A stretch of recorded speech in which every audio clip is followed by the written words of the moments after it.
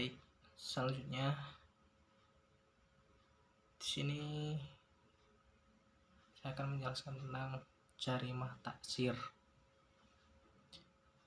Secara umum ada 3 unsur seseorang dianggap telah melakukan perbuatan jarimah.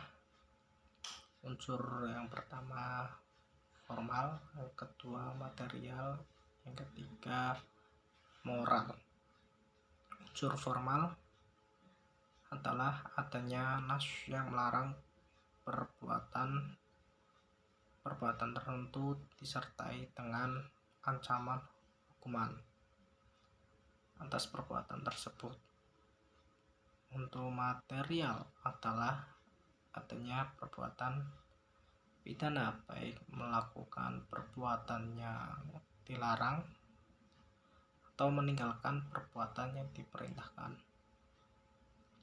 Untuk yang ketiga, unsur moral adalah orang yang melakukan perbuatan pidana tersebut terkena taklif atau orang yang telah mukallaf. Dilihat dari sanksi yang telah ditetapkan atau tidak oleh syara, jarimah dapat dibedakan menjadi 3. Pertama, jarimah hudud, yaitu jarimah yang hukumannya telah ditetapkan baik bentuk maupun jumlahnya oleh syara. Ia menjadi hak Tuhan. Hakim tidak mempunyai kewenangan untuk mempertinggi atau merendahkan hukuman bila pelaku telah terbukti melakukan kejahatan atau jarimah.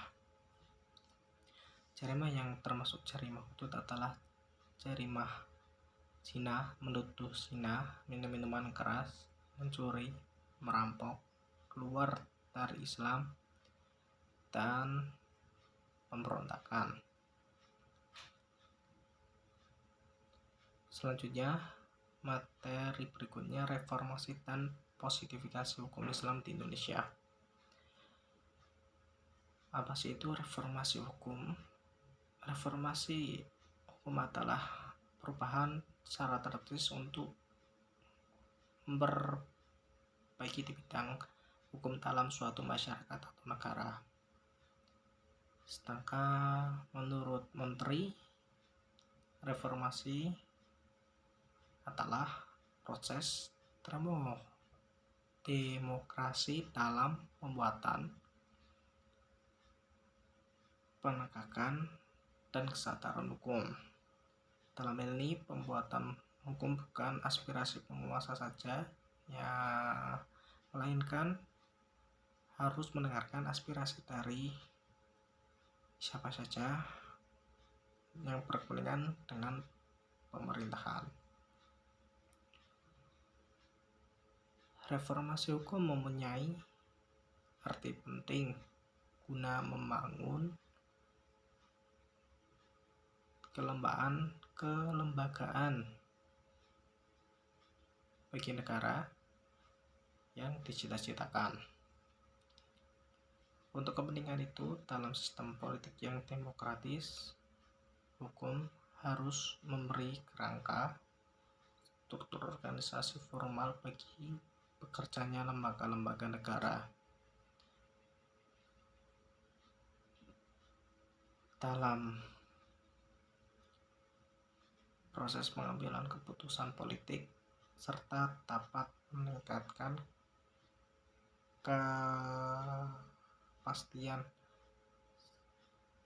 kapasitasnya sebagai sarana penyelesaian konflik politik.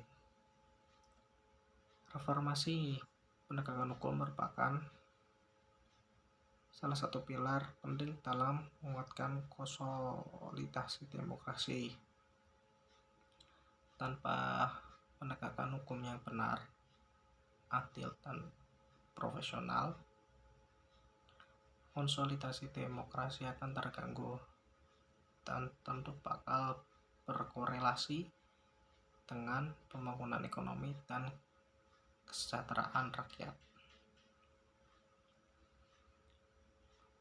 Meskipun demikian, Tentu proses reformasi penegakan hukum berbasis kendali